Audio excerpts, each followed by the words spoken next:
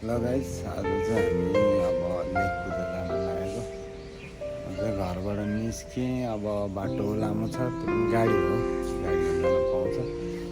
ल अब हामी गाडी चढ्ने ठाउँसम्म आइयो। बा हामी कहाँ जाने रे? आज लेख पूजामा जाने। भूमि पूजा हामी हिँडे हो दाजुभाइहरू सबैजना आउनुहोस्।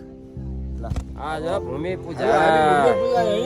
ल अब यो गाडीमा चाहिँ माथि पूजा गर्नलाई चढ्दै त्यो दिपक दाइले लाने हुनुभयो होइन, हामीले पूजा होइन।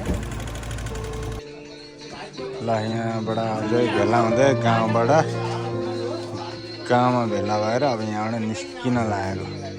अब हामी मङ्गलटार गाउँमा आइपुग्यो होइन। यहाँबाट अब भाँडाकुँडा हाल्छौँ, वहीँ खाने वहीँ पूजा गर्ने हो आज चाहिँ। बाटो त लास्टै खराब छ।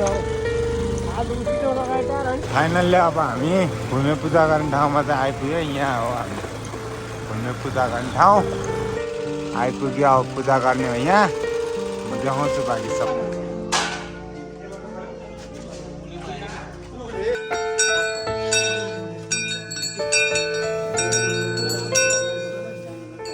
यहाँ चाहिँ अब यस्तो रोटी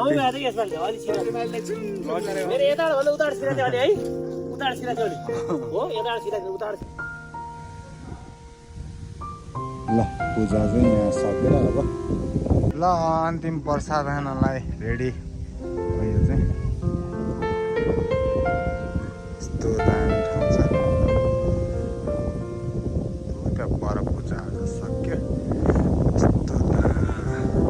उमेशजीको पूजा सकियो। आज पाठ पनि गरियो अनि भोज चाहिँ यही समयको चौतारामा बनाइयो। सबै दाजुभाइ आउनुभयो यसको खुसियाली साथ। अब चाहिँ पानी माग्दा मात्रै जाने कार्यक्रम छ।